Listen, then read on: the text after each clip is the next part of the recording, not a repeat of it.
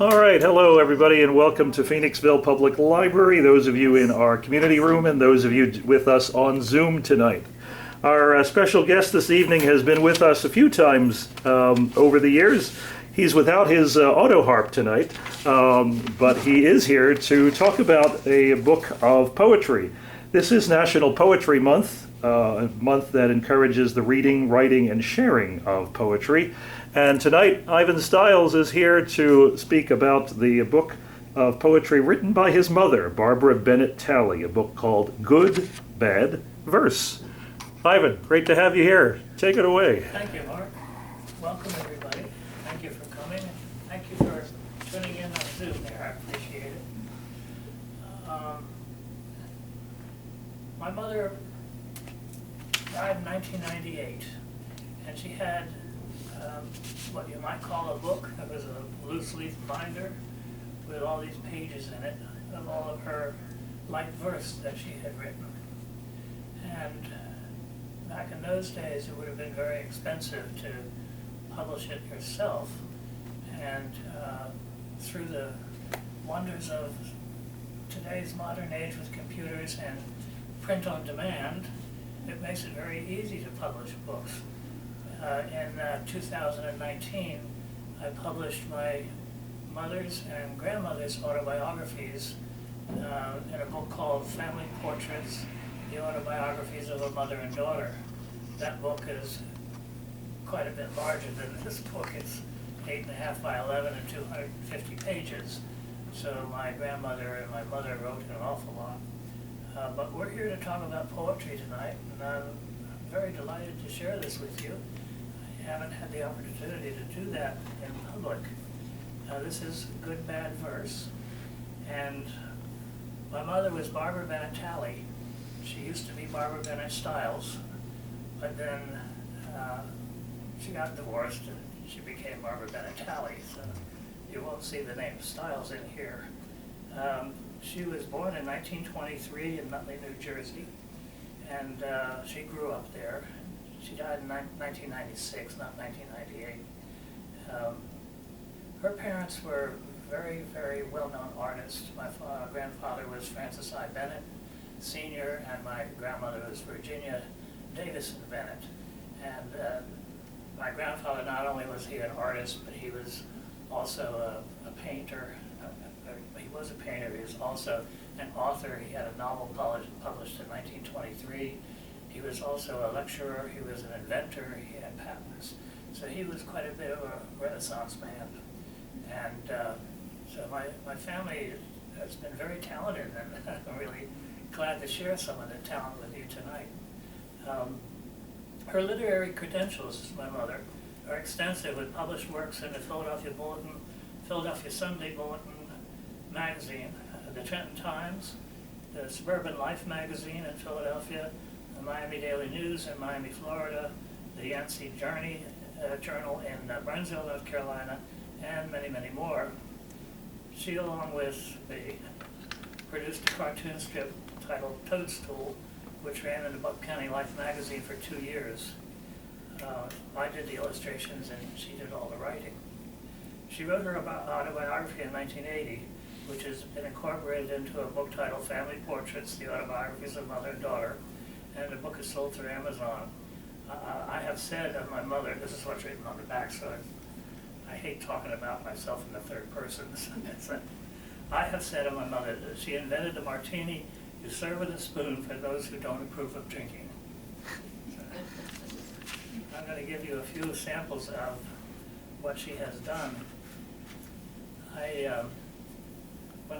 When I got the loose leaf binder out, I noticed the first thing was that there were no kind of any chapters or anything like that. It was just page after page of verse, and it was arranged alphabetically.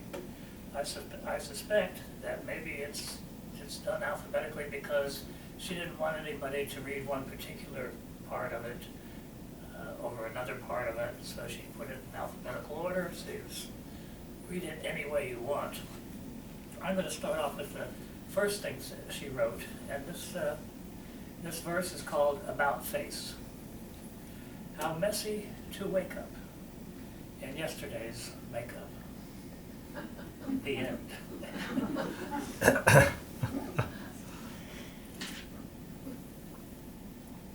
This one is titled, you can tell I'm a little nervous, I've never done this before. This is titled, And Now a Word from the Groom. I married you for better, worse, and all the rest of it. But sometimes, turtle dove, I think you get the best of it. For instance, when I catch your cold, you're better when I'm worse. You're richer and I'm poorer when my paycheck's in your purse. Perhaps I'm wrong, but aren't we meant to share a common lot? Why is it what I have you hold, and what you hold I've not? You misconstrued the meaning of, quote, I take this man, end quote, or did you? I didn't mind getting took if you'd obey me when I bid you. When you suggested double rings, I yielded. Heaven knows I didn't know you wanted me to wear mine in my nose. I do admit I willingly to you did pledge my troth. I understand that what was meant for one was meant for both. If this is breach of contract, dear, I want my $2 back. And then I think I'll blow it on a long shot at the track. The odds are better than the chance I took on being cherished. Let's try to patch up things before we part, because I've perished.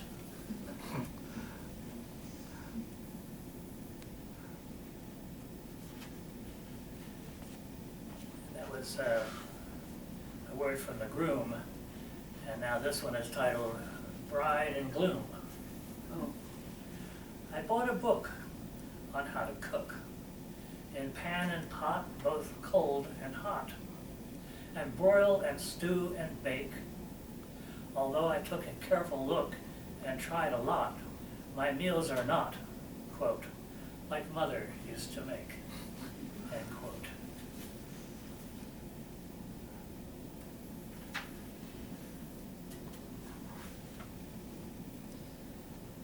This one is called Dark Victory. It wasn't quite prudent at my age to go within 20 miles of a rare antique show. A judge looked me over too closely, alas, and I copped the first prize in the well-preserved class. Yeah, I could do that today too. Maybe. This one is called Do It Yourself. I can rub my tummy while patting my head. I can rush in where angels fear to tread. I can juggle a teacup upon my lap, but I'll never be able to fold a map. We've all had that struggle. Of course, nowadays you have Google Maps and you don't have to have a map anymore, so all of that angst. I wonder what they did with all those maps. Yeah, compost or something like that. There are a lot of things in this book that have been written over many years. She put it all together in that binder in about 1980, and so there are a lot of things in here that don't make sense anymore or have definitely changed. You'll hear that, I'm sure. This is called How Now, Clown Plow. It takes a lot of know-how to operate a snowplow, but nonetheless, I dread to see it come. It waits until I shovel the snow from near my hovel, then plows it back where it was shoveled from. It takes an hour's labor, together with my neighbor, to excavate a 10 or 12-foot slough. In less than half a minute, it scoops up what was in it, replaces it, and poof, there goes our path. True poetry in motion, and yet I have a notion. The monster plan's a frigid end for me. Someday I'll see it lift up and Everest-sized drift up and bury me beneath a ton or three. We've had that this winter, haven't we? Yep. This is called Jones fever. The Joneses bought a brand new car, and so I bought another. They had a baby boy, so I, again, became a mother. They bought a fancy stereo. It made them much aloofer. I turned my volume higher and attached a bigger woofer. They built a showy swimming pool. I had mine dug much deeper. Then she acquired a mink. Compared to mine, it looks much cheaper. And as I teetered on the edge of total bankruptcy, I realized that the Joneses were just keeping up with me. Very good. Excuse me for a moment here. I might want to tell people about her muses, Calvin Trillin, Dorothy Parker, and somebody else she liked. She was extremely fond of Dorothy Parker, Yeah. as I am too. I think Dorothy Parker is a wonderful writer. I'm getting water all over this book. Excuse me. That was Jones's Fever. And this is called Like Cupid, Stupid. Where there's a she, you'll find a he, involved at least to some degree in matrimony or in sin, like Nicolette and Aucassin. True love has conquered she's and he's, since Abelard and Eloise, and Romeo and Juliet were vis-a-vis and tete-a-tete. I'm trying hard to fan the flame, so must you watch the football game? You also, hopefully, will get the French that's in here. I tried not to pick up too much of it because I don't understand French at all. And my mother has thrown French phrases in here and there. This is called Made to Odor, O-D-O-R. Hey there, neighbor. Yes, you with the barbecue pit that's equipped with a fancy electrical spit. Is it malice aforethought that prompts you, I pray, to cook only at times when the wind blows my way? Don't you see the surveyor's line marking our lots? There is privacy due to each on our plots. But whenever I find I'm to windward of you, you're out grilling a sirloin while I'm stuck with stew.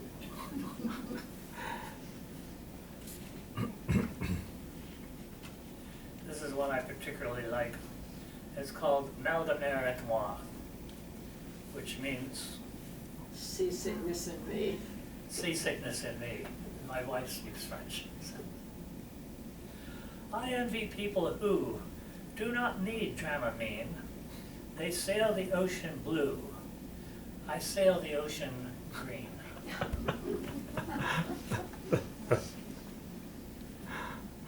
This is called narrow-minded.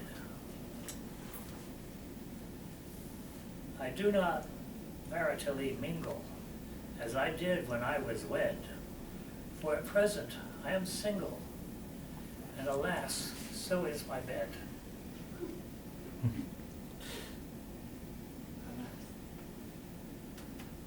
This is called The Origin of Fashion. This may be her shortest verse. In brief, fig leaf.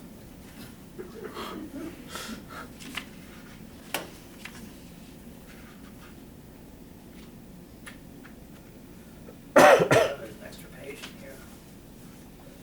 The pundits.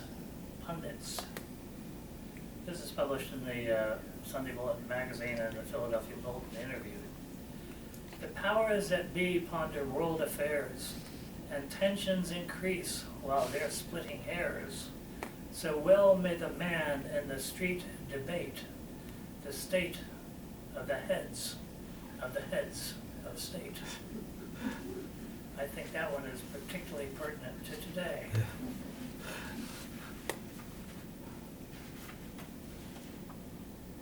This one is called, This is Phila, Phila, period. This is also published in the Philadelphia Bulletin.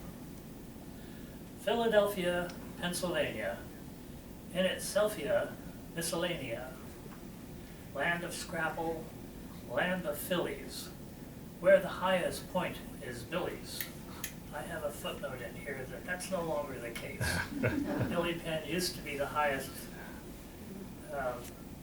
edifice in Philadelphia, but since I think about 1973 or so, no, in 1987, that ended. So now there are many buildings higher than Billy. So I'll start from the beginning again and won't interrupt it again. Philadelphia, Pennsylvania, in itselfia miscellanea, land of scrapple, land of fillies, where the highest point is Billy's. Here was writ the declaration, much to George III's consternation. All the signers signed with vigor. Mr. Hancock signed much bigger. The Delaware is never dammed in, otherwise we'd be in Camden. Here Stokowski plays Toccata, and we got a great regatta. Street names are real nuts, in fact. Even our famed bell is cracked. We have love that's brotherly, also faith and motherly. We have pretzels, we have mummers, we have simmer in the summers. Winter, spring, we have them all. We have autumn in the fall. Land of Mar and Athens, Bryn, on the main line, sin, S-I-N, is sin, C-Y-N. If you won't, or if you willa, makes no difference. This is Phila. Very good. This is, title of this is To My Doctor on the Occasion of His Minor Surgery. This doctor is John Mason, and he was always our family doctor when I was maybe that high. And he had a daughter who was autistic, brain damaged, and she was nonverbal. And at one point, he got his wife was ironing one day, and at one point she burnt herself on the iron, and she said, "Oh, S-H-I-T." And her daughter repeated her, S-H-I-T. Well, this was an extremely exciting thing. She had never spoken before, but those were her first words. And so she immediately called John, Dr. Mason, and said, "Sandy said shit. Sandy said shit." Dr. Mason got extremely excited and goes running into his waiting room, screaming, "My daughter said shit."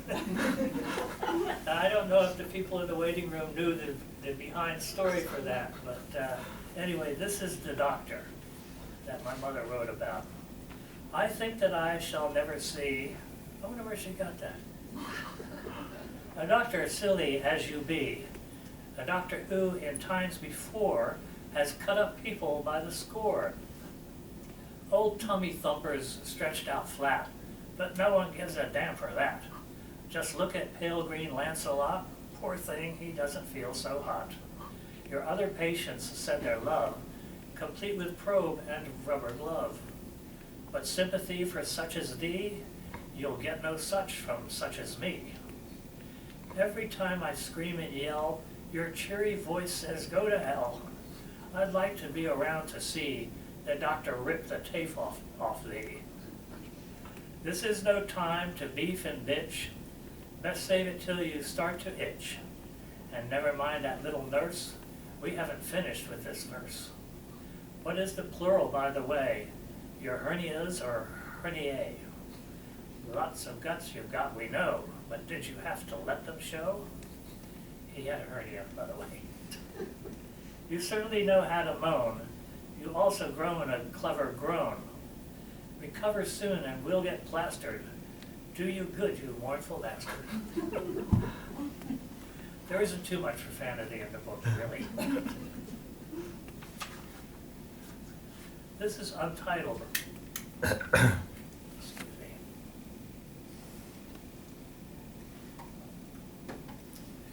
The scariest thing that I can remember is learning to drive one ice-cold December. I needed some gas. so I stepped on a pedal. I drove it so good I expected a medal. My cousin had showed me. I knew how to do it. I found a gas station and bang, drove right through it. I busted the air hose, my car was a wreck. My head hit the windshield, I near broke my neck. I cried and I blushed as I ran to the phone. I never had dialed one, I felt so alone. This sounds like the night before Christmas, doesn't it? The highway patrolman drove up to the site. He said, "Looks like somebody used dynamite." He shook his head sadly, put his tickets away. He thought that I'd had enough woe for one day. I got off pretty easy except for the pains. Stayed lucky till I hit some ice with no chains. I started up high on top of a hill and quickly used up what was left of my skill. The car slid and slided, it slowed and it sleed, and I sure began wishing instead that I skied. I jumped out and grabbed at that car barehanded, but it kept sliding down to the creek where it landed. I learned one big lesson, 'cause I'm sure no fool. A man's much safer on the back of a mule. Oh, wow. This is called You're Blasé. When I was young, a torch song could set my soul on fire and make my heart yearn, but now it doesn't scorch long or cause me to perspire. I merely get heartburn.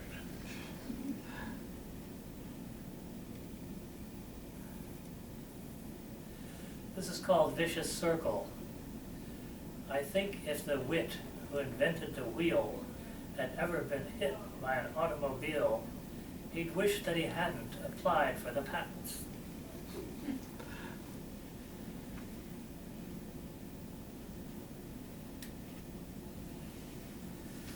I suffer the whims and caprices of suitcases, bags, and valises, for after a trip, every dress, blouse, and slip show amazing increases. I love the way she played with words. Ugly chuckling. I used to be ugly. My clothes fit too snugly. My girdle did nothing but pinch. The diet was struggly, but now I smile smugly. I let all the seams out an inch.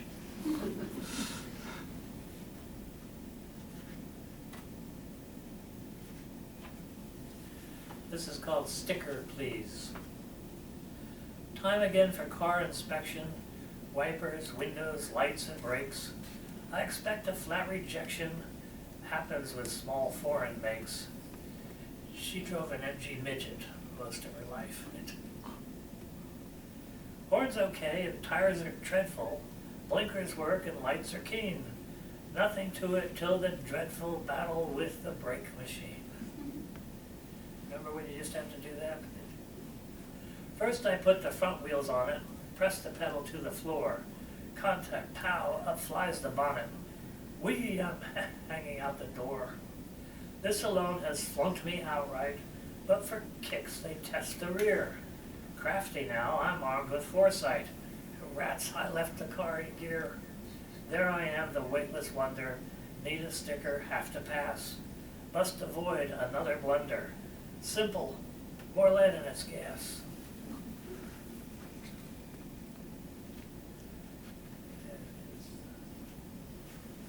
I'm looking for one here. I got to mark down. This is called I Want to Belong to the Rat Pack.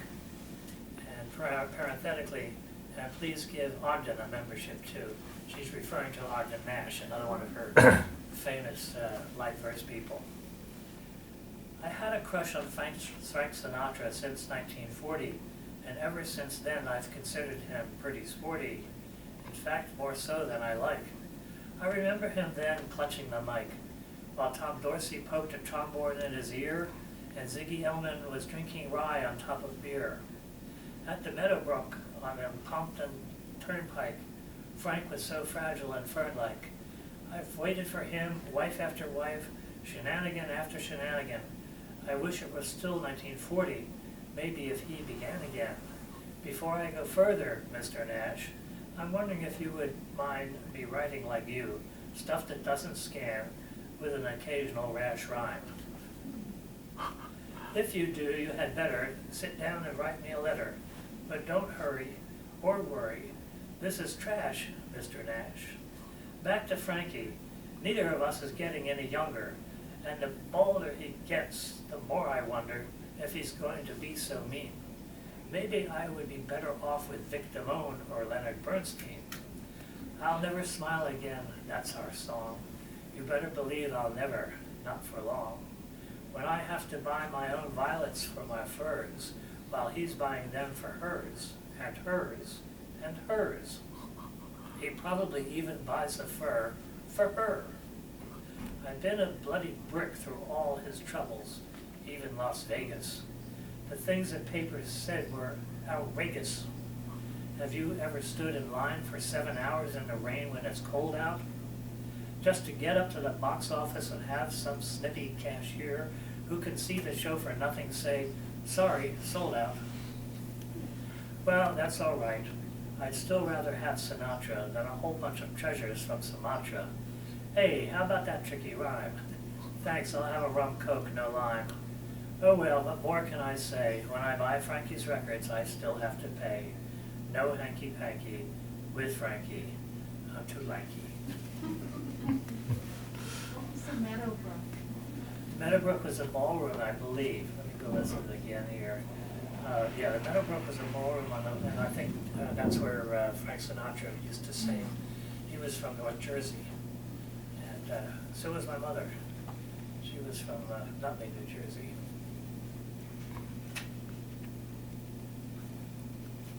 This is called a whole cloth. Hello, moth, full of cloth. I used to wear your bill of fare. Your table d'hôte was my fall coat. You've gorged on stacks of suits and slacks, and for dessert my plaid wool skirt.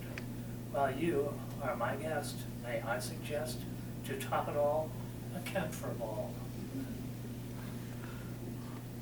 This one is called I Am What I Am. Poets' days are far from palmy. Poets all are somewhat balmy. He who waxes I am ambitious often sounds so cerebrally sickish.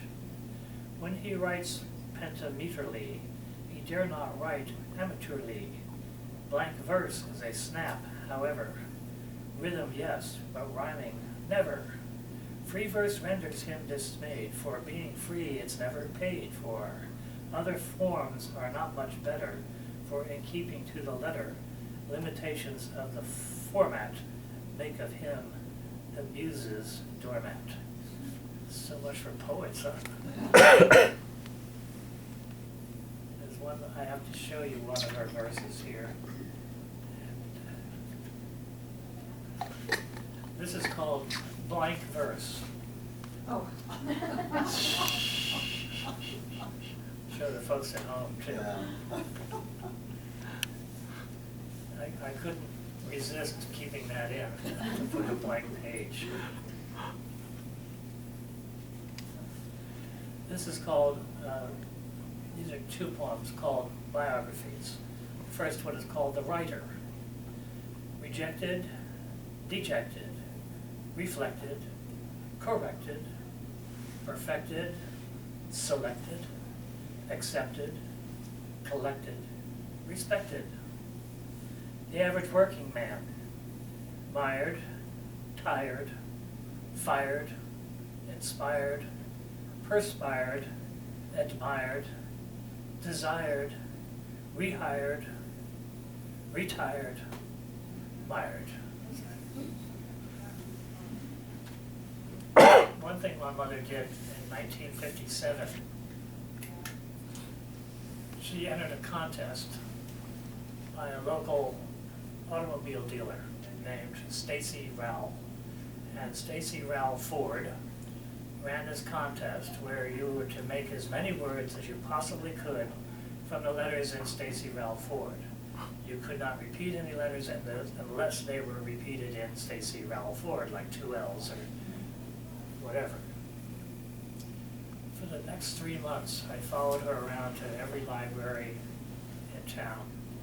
And at the end of the 3 months, on the last day that she could possibly get it in, she finally got everything all typed up, packaged, and got up to the dealership before 12 noon, which was the deadline, and dropped off her entry.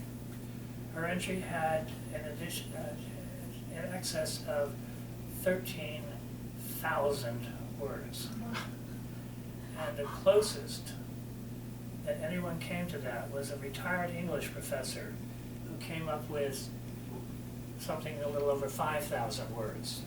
So the difference between 5,000 and 13,000 set off all kinds of alarms.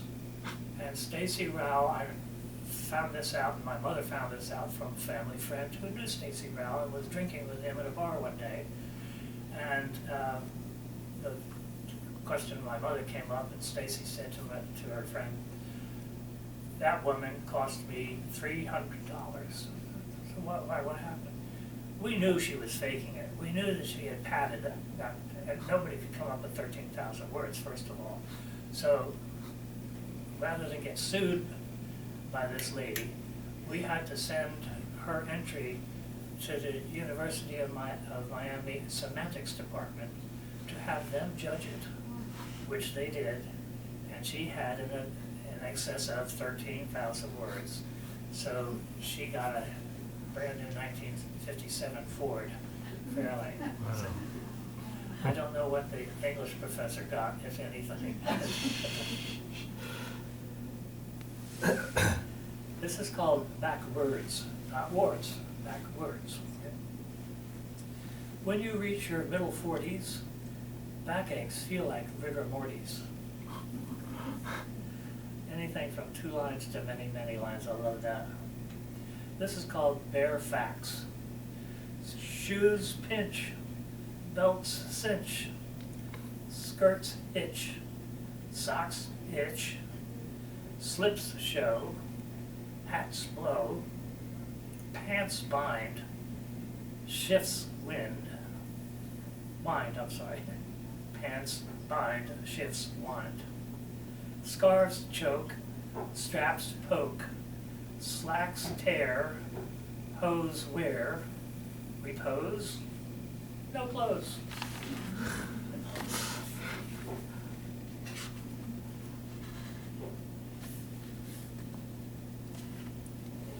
This is called apartment department, and it's AP apostrophe T, the way and DPT apostrophe T is the way she's titled it. My home is not a house, it's an apartment. A quiet atmosphere, so said the ad. The difference is distinct. I thought apart meant I live ignored, unnoticed in my pad. A rabbit per hutch, not mingling much. They say the city dweller never knows he has his neighbors. There's no fear of compromise. The opposite is true. They're ever nosy, and what they can't dig up, they improvise. The cliff dweller clique, they constantly peek. If anonymity is what you long for, I recommend a lighthouse, not a flat. Apartments will not satisfy you long for. Their walls are made of glass, and that is that. That's how it goes. That's how the pueblos. This is called at ease. I have rare feet. They are bare feet. I won't enclose my toes in hose. And though it's odd the way I plod, I've always trod, unshod by God. Parenthetically, at least I roam like that at home.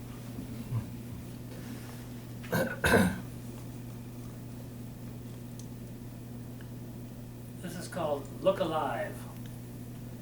The results I achieve from a cosmetic jar are like those of a poor undertaker. It would seem only fair that a face so bizarre could be sent for exchange to its maker. This is called Les Goils.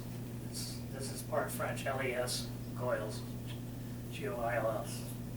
Come here and I'll dig you the latest doit. I got it from Gladys, who talked to Goit. But Poyle don't say nothing to you know who. That blabbermouth, her and her big bazoo. I cannot find out who, but some dame we know is hellin' around and spending dough.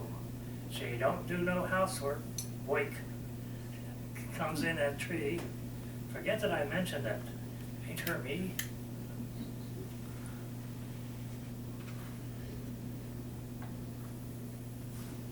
This is called Thumb Total. The pull tab can. What ingenious thinking.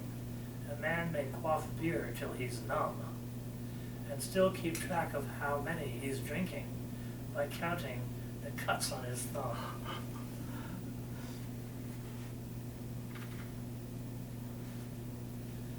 This is called Rose Matter. The roses bloom in Picardy. There's one in Carmen's teeth. There's David Rose et al. Sub roses underneath. There's Abby's Irish, bowl and room. There's attar for your bath.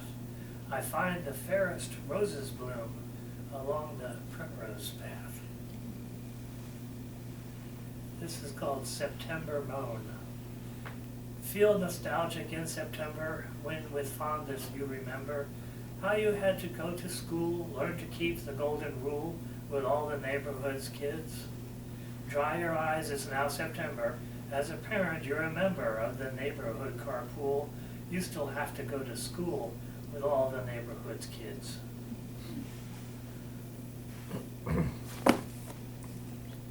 This is called Snow Job. I can relate to this. As a nation, we're progressive, far out front, but even so, I feel science is digressive every time I shovel snow. Anybody have any questions about this? Book or nothing? So what was life like with your mother? Oh boy. What kind of person was she? Does that come across in her poems? She was a very creative woman. Mm-hmm. She came from Nutley, New Jersey. As I said, she was a child of very good artists, and she came down to Florida one year to be at her brother's wedding, and it was at that wedding that she met my father. So they married, and she moved to Miami with him, and I was born in Miami Beach, and I lived 18 years in South Florida, and then my mother, I think, she came up here to Philadelphia to be with a cousin and go to her aunt's funeral. And after the funeral, the cousin came back down to Florida with my mother. She was elderly. She was about 65, I think, at the time, somewhere in her 60s. And to me, that was elderly then. I was 18. And she stayed with us for about 2 weeks. And then she came to me and she said, you know, I really don't like to fly alone. I will pay for a ticket for you to accompany me back to Philadelphia. And I said, well, that sounds like a good idea because I've never been on a jet. I've been in the air once on a little four-seater, but never a jet. And that sounded pretty exciting. So I said, sure, I'll do that. So we fly back to Philadelphia.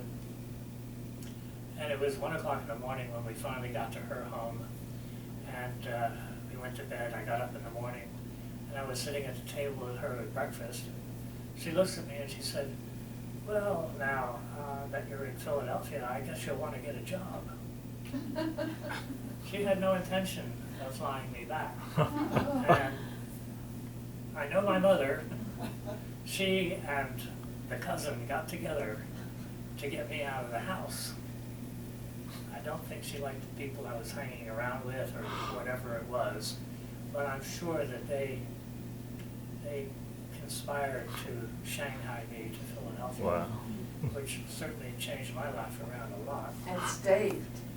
I did stay, yeah. Whoa. Came here in 1964, but I've also found out through some family history that at least one member, and sometimes many, many more, one member of our family has lived in Philadelphia or its environs, like Phoenixville, since 1837. So we go back quite a ways. My grandparents lived at 2204 Pine Street, Philadelphia. It's still a private residence, and it's a row home, so it looks like the house next door. My great-grandfather was a true social climber, and he didn't like the fact that his house looked like the house next door.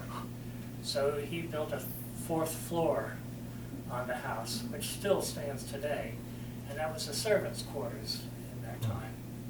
And my grandmother was also kind of a strange bird in that way. If she had when she was a young child, if she had a visitor come, the visitor would be waiting for her in the parlor. So she would double step the hallway up above to go down to the parlor. She'd double step the hallway to make him think that the house was larger. And she would also double step the stairs so that he might think that the stairs were higher. So, yeah, they were a bit of social climbing. Back in those days, though, right, they first lived above Arch Street, and they wanted to live in the Rittenhouse Square area, but because of the social mores of the day, they couldn't just move from above Arch Street into Philadelphia in the Rittenhouse Square area. They had to first move to West Philadelphia, and they spent some time there, as long as they had to be able to socially acceptably move to the Rittenhouse Square area. Anybody have any questions about the book? No? One comment on Zoom, your mom sounds like a lot of fun. Great humor. Yeah, she was a lot of fun, and she she came up eventually to live with the cousin who was Shanghaied me to take care of her in her last days. And after she died, my mother moved to North Carolina and had a house built 3,300 feet up the side of this mountain. And it was the last house on the mountain, the end of the electric line, the end of the telephone line. The closest neighbor to her in the summertime was 1.5 miles down the mountain. And the 1.5 miles was because the road to her house was built on the bed of a railroad track. And the railroad went back and forth all the way up to the top of the Cattail Peak is where she lived, all the way to the top to a mica mine. And when the mica mine closed, they just took up the rails and the ties from the rails, and what was left was the road. They didn't really build a road. And so to get to her place, first 1.5 miles up, the mountain was called State Road, so it was hard packed gravel, which wasn't too bad. But the last 1.5 miles was over this road that had never been built, and it was constantly changing. Springs would just come out of the mountain for no reason. In the wintertime, that would be ice across the quote road. And there were boulders that you had to drive around that couldn't be removed because they were too heavy, and you'd have to dynamite them to get them off the road. So it was quite a ride to get all the way up to her house. And she drove an MG Midget for many years up and down that road. Rode what? MG Midget. Oh, yeah. Small car, Yeah. very small. Oh, yes, I know. One time, she went to a Catholic school here in Philadelphia, Eaton Hall, which is no longer there. She went to Eaton Hall in Torresdale, and a couple of the nuns came down to North Carolina to visit her. And in order to get them up to the top of the mountain, she had them sitting on the trunk of the car with their feet in a little tiny space where some people might be able to sit, but usually it was no bigger than what would hold groceries. So she had the two nuns sitting on the trunk of the car with their feet in the well, driving up the mountain. And they're going like this the whole time. Yeah, that's the kind of person she was. Another comment from Zoom. Your mother had a wonderful way with words and a great sense of humor. Well, thank you, whoever that was from. Yes, thank you very much. Yeah.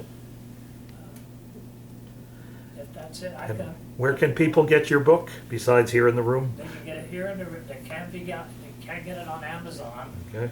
It's $12.95 on Amazon, and it's $10 here. Okay. See what you folks on Zoom are missing right now? Okay. All right. Yeah, whole $2.95. Okay. Well, thank you, Ivan. Thank you And for allowing me. great way to celebrate share my National mother's Poetry book. Month. And thanks all for coming. Poetry. Okay. Good job. Take care. Good night.